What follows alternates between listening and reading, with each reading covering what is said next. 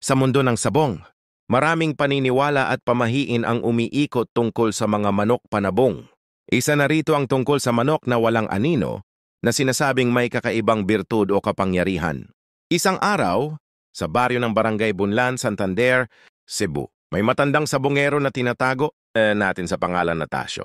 Ang nagkukwento tungkol sa alamat ng manok na walang anino, isang panabong na may biyaya pero may sumpa.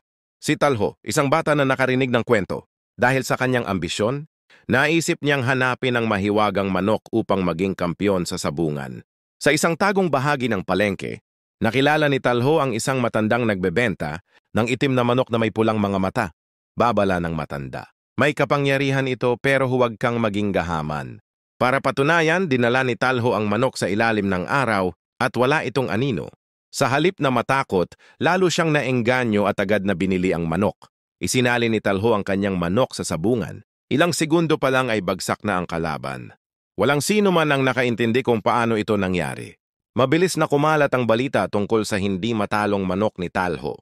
Dumagsa ang mga tumataya sa kanyang laban at nagsimula siyang yumaman. Isang veteranong sabungero, si Charlito, ang napansin ng kakaiba sa manok ni Talho. Tuwing lalaban ito, parang lumalamig ang hangin at tila natatakot. Ang kalaban bago pa man magsimula ang laban. Isang gabi, nagising si Talho sa kakaibang tunog. May mahihinang bulong at tila kakaibang pagtilaok mula sa kanyang manok.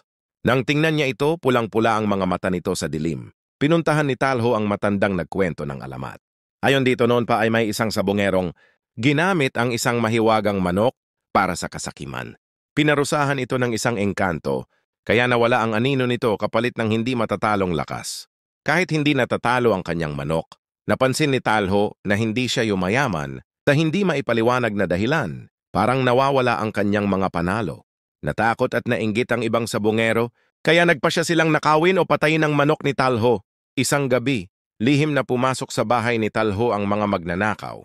Sinubukan nilang patayin ang manok, ngunit nang hampasin nila ito, dumaan lang sa hangin ang kanilang itak. Sa takot, nagsitakbuhan sila.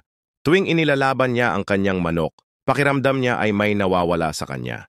Sumali si Talho sa pinakamalaking sabong torneo sa sabongan ni Rigulo sa kapistahan ng kanilang bayan sa Santander, Cebu. Itinaya ang lahat ng kanyang pera. Dumagsa ang mga tao upang saksihan ang laban ng manok na walang anino. Habang nagaganap ang laban, isang misteryosong lalaki na nakasuot ng itim na sombrero ang lumitaw at nanood ng tahimik. Sa unang pagkakataon, nag-atubili ang manok ni Talho. Ang kalaban nito, isang pangkaraniwang panabong, ay tila hindi natatakot. Sa isang iglap na talo ang aninong manok, hindi makapaniwala si Talho. Wala siyang naiuwi ni isang kusing. Lumapit ang lalaking may itim na sombrero at nagpakilala bilang si Joel, tagapangalaga ng mga sumpa. Sinabi niyang oras na upang kunin ang kapalit ng mga biyaya na natanggap.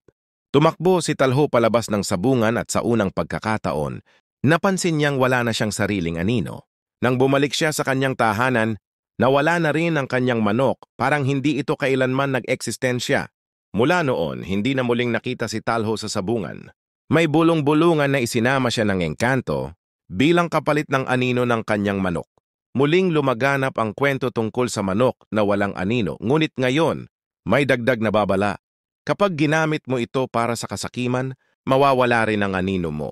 Makalipas ang ilang taon, isang batang sabungero ang nakakita ng isang panabong na tila walang anino at naulit muli ang alamat.